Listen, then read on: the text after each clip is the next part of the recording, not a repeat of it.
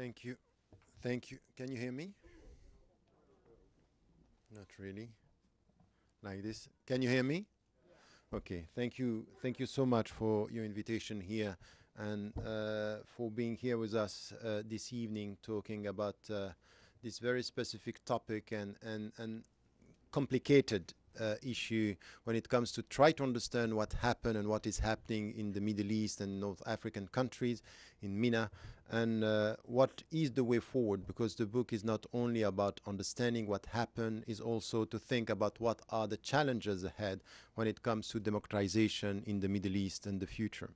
Having said that, and in this very date where we were thinking about what happened in this country, once again, after September 11, but in fact much before, but after September 11, we had the perception and connecting Islam to violence and to terrorism and violent extremism. And it's the right time to speak about not a tiny minority that is killing, but massive demonstrations of people in Egypt and Tunisia and in Syria asking for dignity, justice, and freedom. These are also Muslims.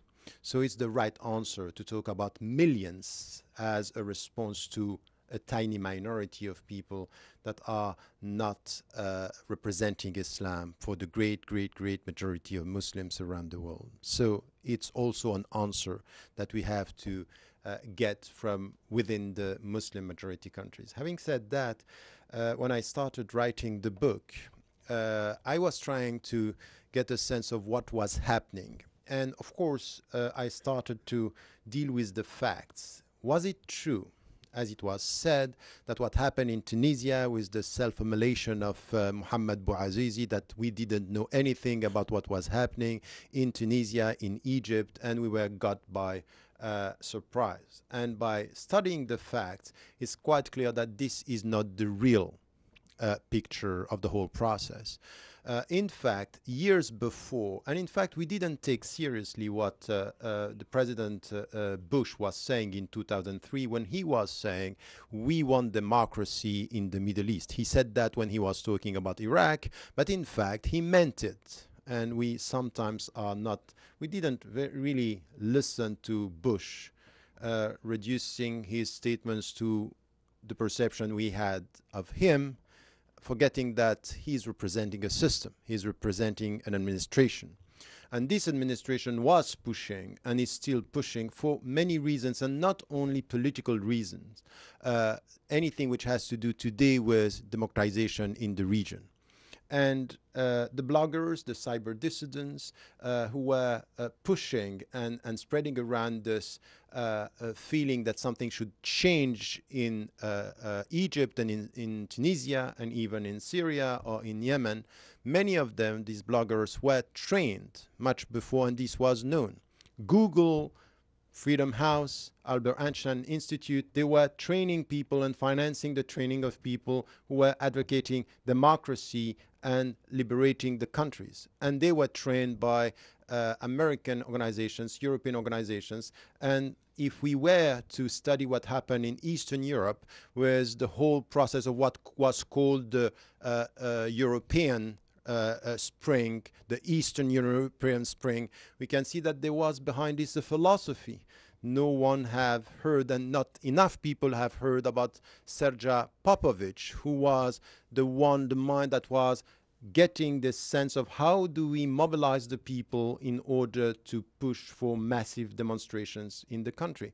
So the fact that this was not known, it's wrong. The fact, on the other side, that it was all organized from abroad is wrong as well. There is no this, I'm very far from the conspiracy theory, but I don't want to be naive that it came from the people of all of a sudden.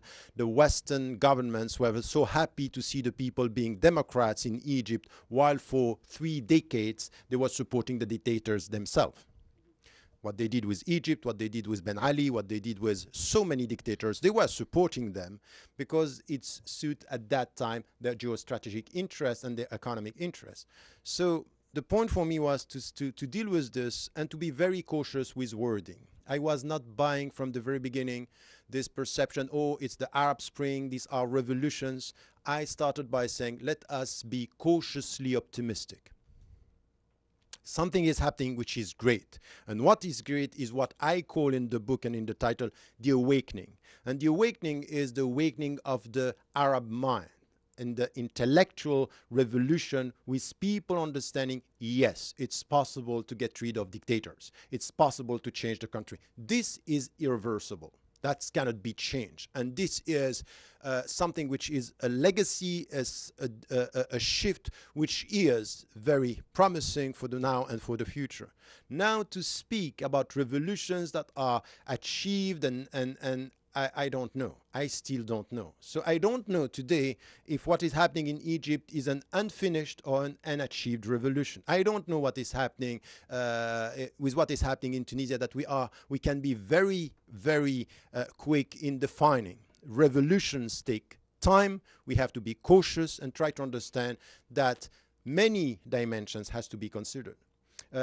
And these dimensions are not only political. Our obsession with the political apparatus, the political dimension, is making us forgetting the economic factors and the geostrategic factors. And there will be no democracy in the region if we don't have economic stability.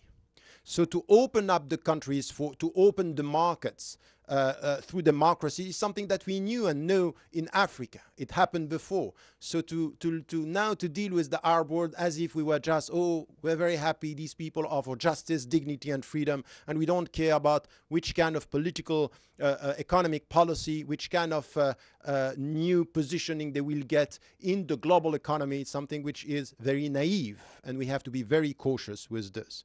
So this is where I'm dealing with the terminology at the beginning of the book and being cautious about this and say, okay, look, be careful. It's something which is not as easy as this.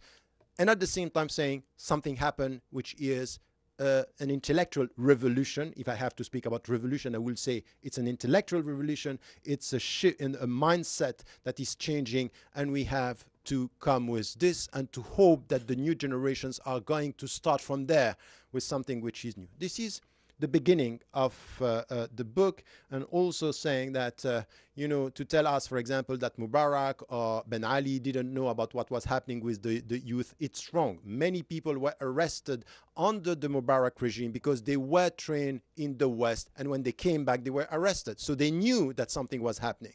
And even the American ambassador in Cairo sent a note to the American government saying there are young people who want to get rid of the Mubarak regime before September 2011. So this was in 2008, 3 years before. So we were not aware of what was happening, but so many analysts dealing with the issue were saying Egypt is going to implode because the situation, the economic situation, the socio-economic situation, corruption, unemployment, poverty, they were there, and exactly the same in Tunisia. So we have to look at the whole dimension with a bit more critical take on what was said and the way it was covered by the media. This is one. The second thing that I'm trying to analyze in the book is the discussion and the way we were looking, and we are still looking at at MENA and the Arab countries and the Muslim majority countries.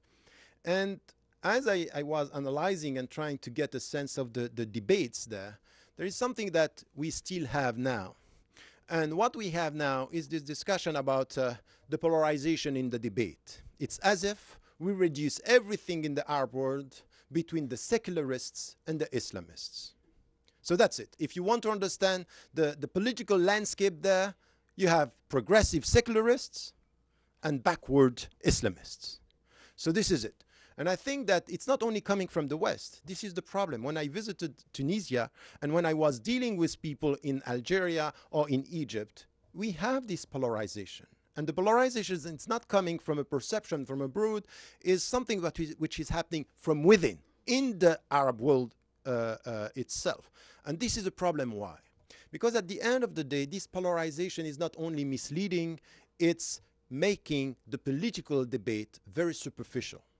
Because you end up talking to secularists and they explain that, or they justify their political presence by saying, you know what, we are the progressive. We have universal values, and these people are backward, reactionary, and religious people, and they want to impose